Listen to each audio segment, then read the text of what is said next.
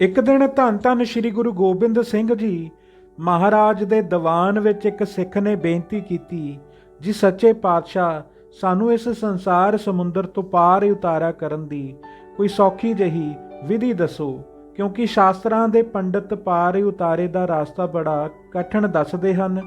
ਸਤਿਗੁਰੂ ਜੀ ਨੇ ਫਰਮਾਇਆ, ਹੇ ਸਿੱਖ ਸੰਗਤ ਸੁਣੋ, ਮੁਕਤੀ ਦਾ ਉਪਾਅ ਬਹੁਤ ਸੁਖਾਲਾ ਹੈ। ਮਨ ਨੂੰ ਮੋਹ ਮਾਇਆ ਦੇ ਧੰਦਿਆਂ ਵਿੱਚ ਫਸਣ ਤੋਂ ਰੋਕਣ ਨਾਲ, ਰਾਗ ਦੈਖ ਆਦਿਕ ਦੋਸ਼ਾਂ ਤੋਂ ਨਿਵਰਤ ਕਰਨ ਨਾਲ ਅਤੇ ਸੱਤ ਅਸੱਤ ਦਾ ਨਿਰਣਾ ਕਰਕੇ ਭਰਮ ਦੇ ਪਰਦੇ ਨੂੰ ਦੂਰ ਕਰਨ ਨਾਲ ਪੁਰਸ਼ ਦਾ ਪਾਰ ਉਤਾਰਾ ਹੁੰਦਾ ਹੈ।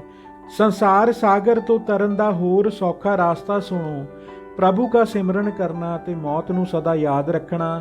ਜੇ ਇਹਨਾਂ ਦੋਹਾਂ ਗੱਲਾਂ ਨਾਮ ਅਤੇ ਮੌਤ ਨੂੰ ਨਹੀਂ ਭੁਲਾਓਗੇ ਤਾਂ ਤੁਹਾਡਾ ਜਨਮ ਮਰਨ ਦਾ ਦੁੱਖ ਮਿਟ ਜਾਵੇਗਾ, ਮੁਕਤ ਪਦ ਪ੍ਰਾਪਤ ਹੋ ਜਾਏਗਾ। ਜਿਵੇਂ ਨਦੀ ਦਾ ਪ੍ਰਵਾਹ ਇੱਕ ਥਾਂ ਨਹੀਂ ਠਹਿਰਦਾ, ਤਿਵੇਂ ਇਹ ਜਗਤ ਦੇ ਜੀਵ ਥਿਰ ਨਹੀਂ ਹਨ। ਜੋ ਆਇਆ ਸੋ ਚੱਲ ਸੀ, ਸਭ ਕੋਈ ਆਈ ਵਾਰੀ ਹੈ।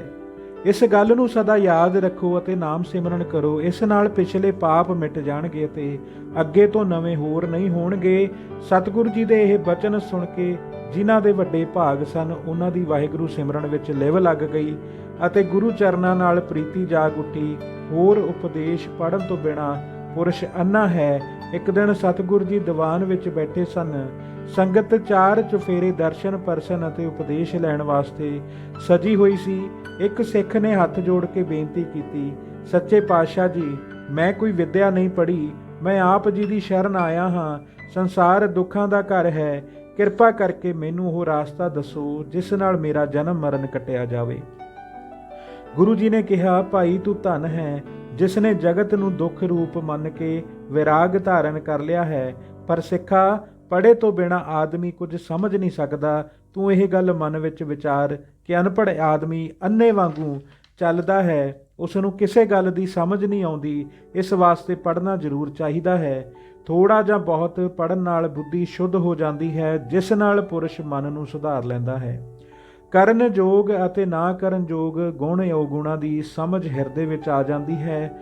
ਪੜ੍ਹਨ ਵਿੱਚ ਅਨੇਕਾਂ ਗੁਣ ਹਨ। ਅਨਪੜ੍ਹਿਆਂ ਪੁਰਸ਼ ਹਿਰਦੇ ਦਾ ਅੰਨਾ ਹੁੰਦਾ ਹੈ।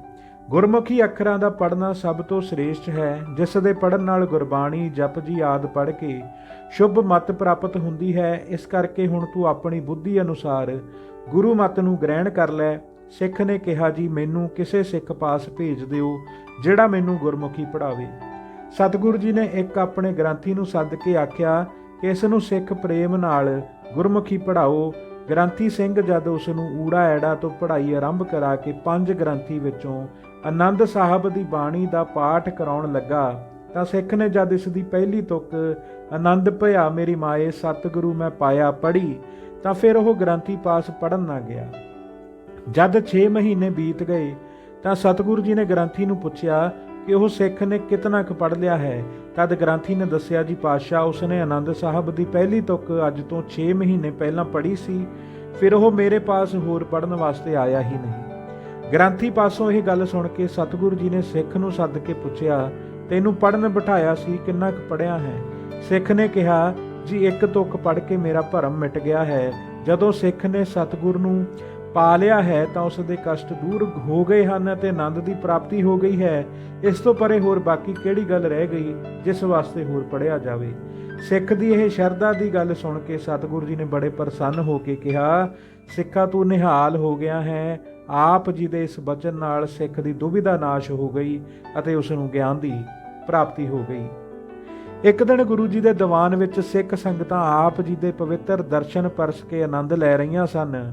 ਆਪ ਜੀ ਨੇ ਸਾਰੇ ਪਾਸੇ ਵੇਖ ਕੇ ਪ੍ਰਸ਼ਨ ਕੀਤਾ ਕਿ ਜਿਸ ਸਮੇਂ ਭਗਤ ਕਬੀਰ ਜੀ ਹੋਏ ਹਨ ਤਦੋਂ ਦੇਸ਼ ਦਾ ਰਾਜਾ ਕੌਣ ਸੀ?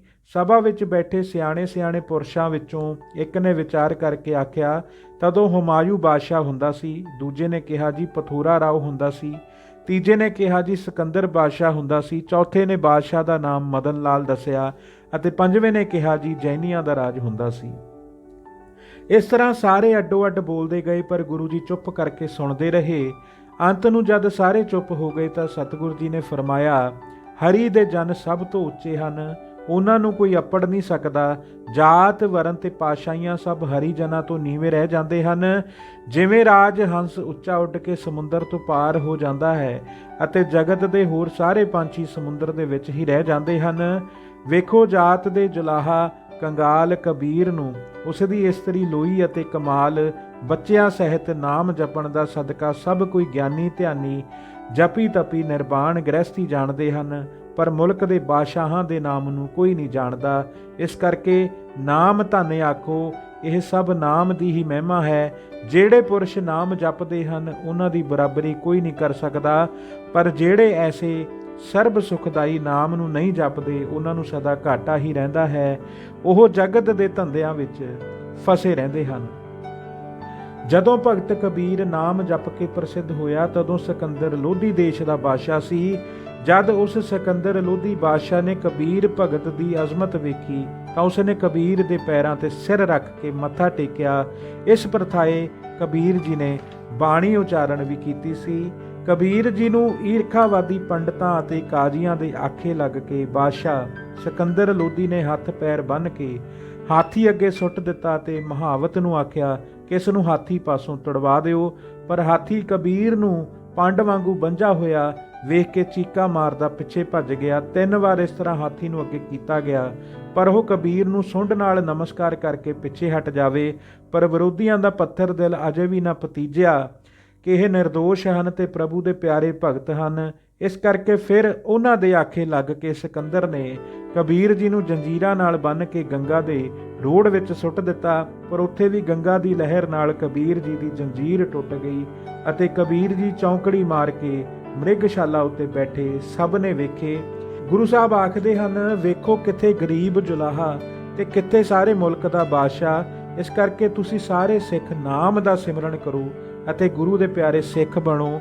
ਮਨ ਕਰਕੇ ਜੋ ਸਦਾ ਨਾਮ ਦੇ ਵਿੱਚ ਲਿਵ ਲਾਵੇ ਅਤੇ ਹੱਥਾਂ ਤਥਾ ਸਰੀਰ ਨਾਲ ਸਿੱਖ ਸੰਤਾਂ ਦੀ ਸੇਵਾ ਕਰਕੇ ਉਹਨਾਂ ਨੂੰ ਪ੍ਰਸੰਨ ਕਰੇ, ਉਹੀ ਮੇਰਾ ਪਿਆਰਾ ਸਿੱਖ ਹੈ। ਮੈਂ ਸਦਾ ਉਸ ਦੇ ਵਸ ਹੁੰਦਾ ਹਾਂ। ਉੱਚੀ ਕਰਨੀ ਕਰਕੇ ਮਨ ਨੂੰ ਨੀਵਾਂ ਰੱਖੇ, ਸਰੀਰ ਦੀ ਹੰਗਤਾ ਤਿਆਗ ਕੇ ਬ੍ਰਹਮ ਹੰਗਤਾ ਨੂੰ ਦ੍ਰਿੜ ਕਰੇ। ਅਨੇਕ ਵਿੱਚ ਇੱਕ ਨੂੰ ਵੇਖਣ ਵਾਲਾ ਅਤੇ ਜੋ ਪੈਦਾ ਹੋਇਆ ਹੈ ਉਸ ਨੂੰ ਨਾਸ਼ ਹੋ ਜਾਣ ਵਾਲਾ ਜਾਣਨ ਵਾਲਾ ਪੁਰਸ਼ ਹੀ ਬ੍ਰਹਮ ਗਿਆਨ ਨੂੰ ਪ੍ਰਾਪਤ ਕਰਦਾ ਹੈ। ਧੰਨ ਧੰਨ ਸ੍ਰੀ ਗੁਰੂ ਗੋਬਿੰਦ ਸਿੰਘ ਜੀ ਮਹਾਰਾਜ। ਵਾਹਿਗੁਰੂ ਜੀ ਕਾ ਖਾਲਸਾ, ਵਾਹਿਗੁਰੂ ਜੀ ਕੀ ਫਤਿਹ।